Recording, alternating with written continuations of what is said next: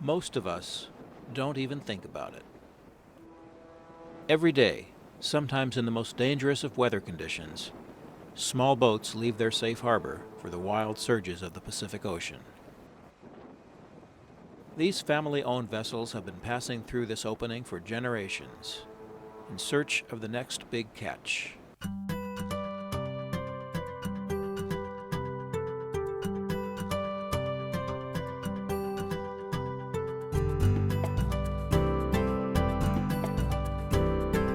Our busy urban lives insulate us from a way of life that has been providing healthy food since humans first learned how to fish.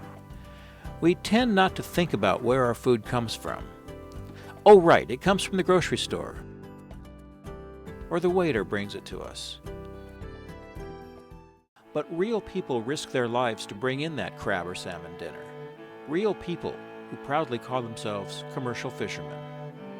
They are unique individuals, tough, rugged, and determined. And every day, they reach for their dream.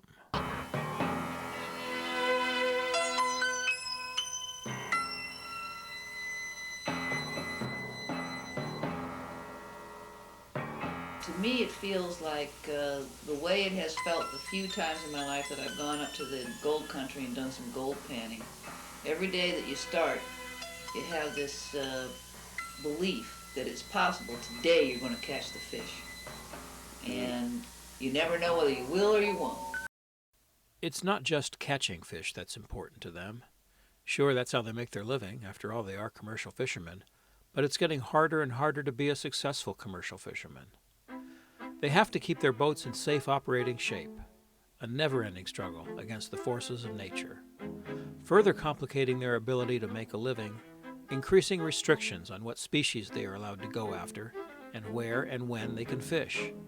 Restrictions born of political battles and often untested scientific theories. What's it like being a commercial fisherman? It's a never-ending cycle of hard work on and off the water.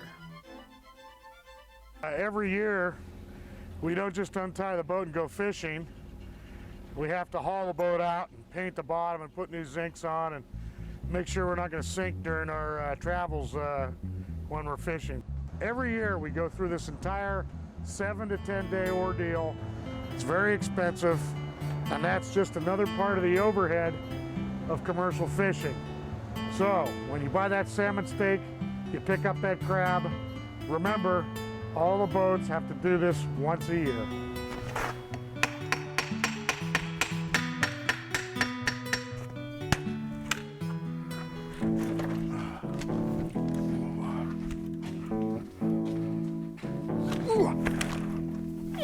On a crab pot, you've got escape rings right here so that the small undersized crabs can escape. That way there's crabs there next year for us to harvest. We are not the last generation, so we have to leave this ocean better than we found it.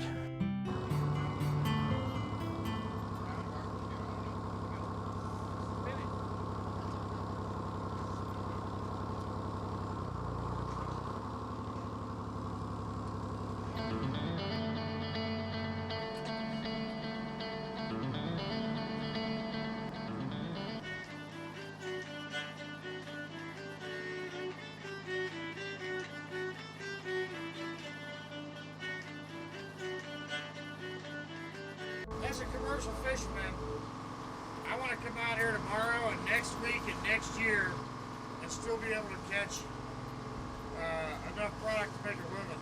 We call the 3 S's: size, sex, and season. We only catch male crabs. We only do it a certain part of the year, and they've got to be a certain size. So these crabs have all spawned once before they're legal for us to take.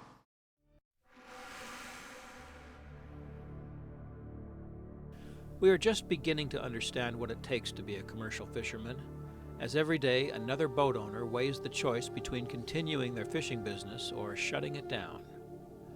The result of all these obstacles has made it incredibly hard to make a living as a fisherman. Add Mother Nature's ability to surprise and threaten, and you have the reasons why the number of small boats working the fisheries of America have dwindled dramatically over the last 30 years. It's a lot of hours, it's dangerous, it's dirty, but I love it. In ports from Mexico to Canada, fishermen are preparing to give up a way of life. It's gone down to nearly nothing. Every fishing boat is a small family business. Barbara and Larry head out to the ocean. They won't return until Friday night.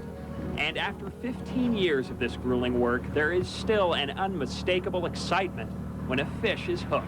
Very shortly, the Pacific Fisheries Management Council will begin hearing testimony on the salmon shortage. Mountain water is diverted to Central Valley farmland, leaving less for salmon to spawn in.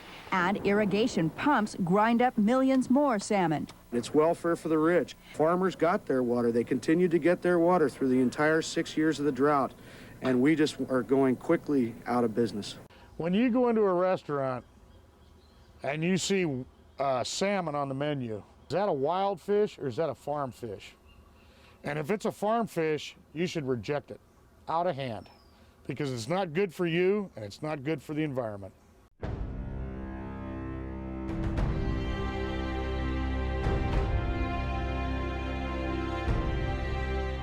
There is no shortage of reasons why commercial fishermen and their families feel under siege.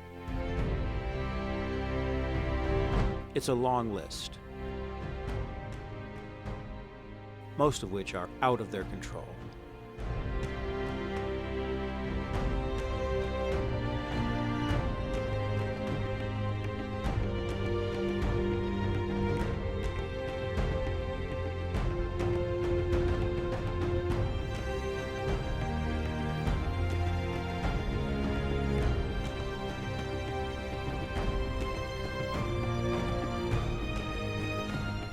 Fishermen are truly the last of the rugged pioneers that built America. They are resourceful, they are passionate. They are us, the best of the American spirit.